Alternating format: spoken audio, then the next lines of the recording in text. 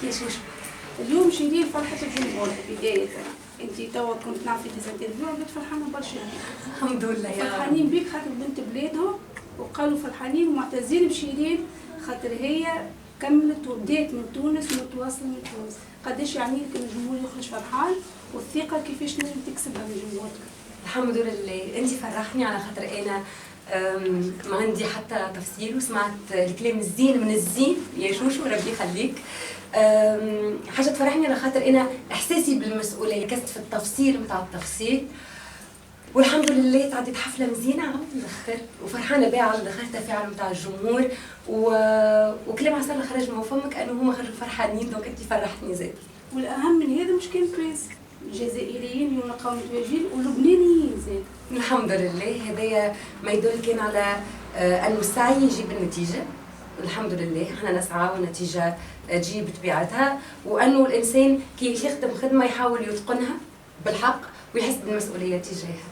هذه حاجه اكيده، يعني كل انسان فماش انسان نجح من اول مره، يعني انا بديت نغني عمري 16 سنه، مشيت للعرب ايدل وجريت وطحت وقمت وعملت البومات وما نجحتش، واغنيات ما مشيتش واغنيات نجحت.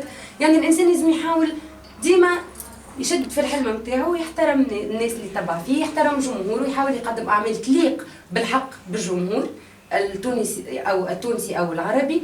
وهذا الدليل نتاع الحفله اليوم انها تكون حفله ناجحه بوجود الناس هذوما الكل، والصحفيين اللي جاوا نوروني واستناو معايا الاخر وقت باش نجموا نعملوا ليزانترفيو. هذايا على راسي وعيني، وشكرا لكم ويعطيكم الصحه. باش نخدموها. انت تعرف جمهورك يحبوك في الاغاني الراي اللي سبق وقدمتهم. ايش غنيت؟ ما غنيتش الراي على خاطر حاولت انه نغني، يعني انا ما غنيت الاغاني العربيه اللي انا بالحق نحبهم، نعتز اني انا نغني مثلا الاغنيه لعبد الحليم خاطر انا تربيت على يديه، ام كلثوم زاد كيف عليا.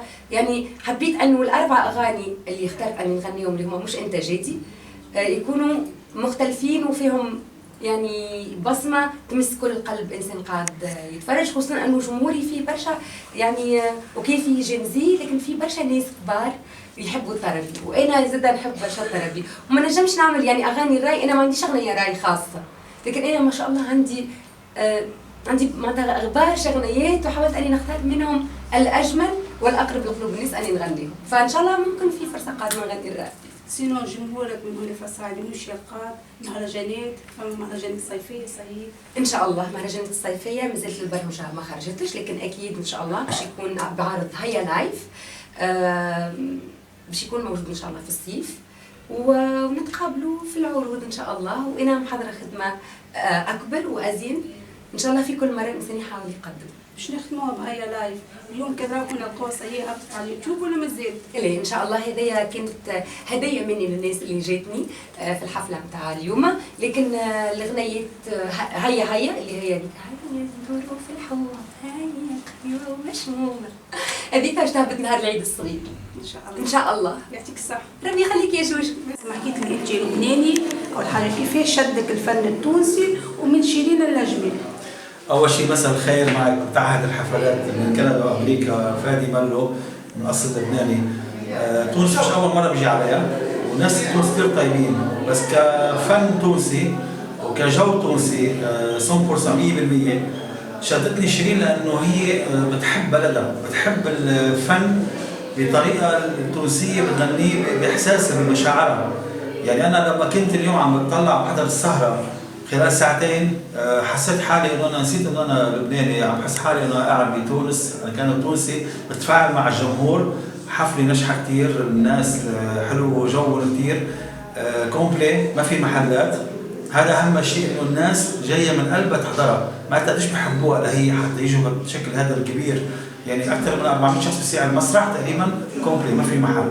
يا والله سمحة برشا، تشطح سبيا. كانت حفلة في المتناول، حفلة محلاها، امبيونس كبيرة برشا. رمضانكم ويعطيكم الصحة على الصواري هذه، وكما قلتي انت من قبل الجمهور الجزائري دائما يحضر لك ومعاك ان شاء الله. بون كوراج، الجمهور الجزائري توجور حاضر ان شاء الله. مرحبا بها في الجزائر. شيرين من الكويت، حسيت وجبت باش نحضر شيرين، انا من اكثر العباد اللي تشجعها وهي تعرفني قداش نحبها، نقول لها شيرين واصل، انا شيرين وحده في تونس.